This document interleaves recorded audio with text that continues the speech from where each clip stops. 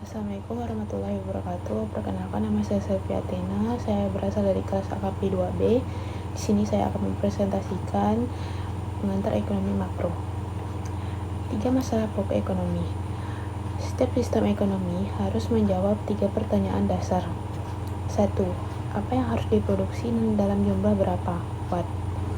Yaitu menentukan jenis barang dan jasa yang dibutuhkan masyarakat. Kedua, bagaimana cara memproduksinya? How? Yaitu menentukan metode produksi yang efisien. 3. Untuk siapa barang tersebut diproduksi? Yaitu menentukan distribusi barang dan jasa kepada masyarakat. Masalah dalam ekonomi makro. Ekonomi makro membahas 2 jenis masalah utama. 1. Masalah stabilisasi atau jangka pendek, inflasi.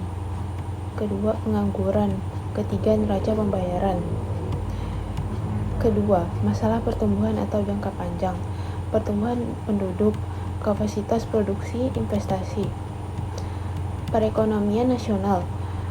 Indikator utama dalam perekonomian suatu negara, pendapatan nasional, total pendapatan yang diterima oleh masyarakat suatu negara, produk nasional, nilai total barang dan jasa yang diproduksi dalam satu negara, tingkat kesempatan kerja, persentase tenaga kerja yang terserap dalam dunia kerja. Tingkat harga. Stabilitas harga yang mencerminkan inflasi atau deflasi. Neraca pembayaran, catatan transaksi ekonomi dengan negara lain. Sektor dalam perekonomian. Sektor keluarga, sektor perusahaan, sektor pemerintah, sektor perdagangan luar negeri. 5 pelaku ekonomi makro. Rumah tangga, yaitu konsumen yang membeli barang atau jasa dan menyediakan tenaga kerja. Produsen, yaitu perusahaan yang memproduksi barang atau jasa. Pemerintah, regulator dan pelaksana kebijakan ekonomi. Lembaga keuangan, yaitu penyedia layanan keuangan seperti bank dan pasar modal. Negara lain, yaitu mitra dagang dalam kegiatan ekspor dan impor. Rumah tangga. Peran rumah tangga dalam perekonomian: menerima penghasilan dari produsen, menabung sebagian penghasilan, membayar pajak kepada pemerintah, membelanjakan penghasilan di pasar barang. Produsen. Peran produsen dalam perekonomian: memproduksi barang dan jasa, menyewa faktor-faktor produksi atau tanah, tenaga kerja, modal, membutuhkan kredit usaha untuk modal kerja. Pemerintah. Peran pemerintah dalam perekonomian: menarik pajak dari masyarakat dan perusahaan, memberikan subsidi untuk membantu sektor tertentu, membeli barang dan jasa untuk kebutuhan publik. Lembaga keuangan. Peran lembaga keuangan dalam perekonomian: menerima simpanan tabungan dan deposito dari masyarakat, menyediakan kredit untuk usaha dan individu, menyediakan uang dalam sistem keuangan. Negara lain. Hubungan ekonomi dengan negara lain: impor, membeli barang atau jasa dari luar negeri; ekspor, menjual barang atau jasa ke luar negeri; penyediaan kredit, pinjaman dari lembaga keuangan internasional.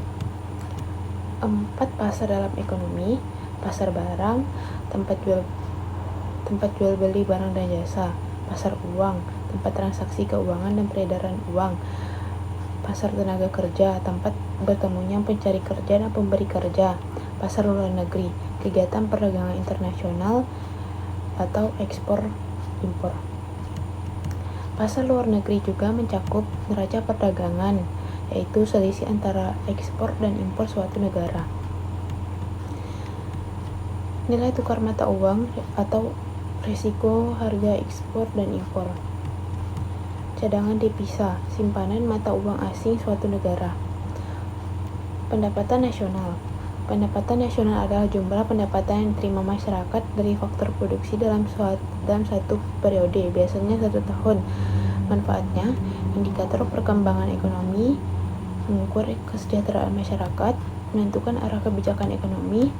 Indikator produk domestik bruto (PDB) menjadi ukuran utama kondisi ekonomi. Pendekatan perhitungan pendapatan nasional.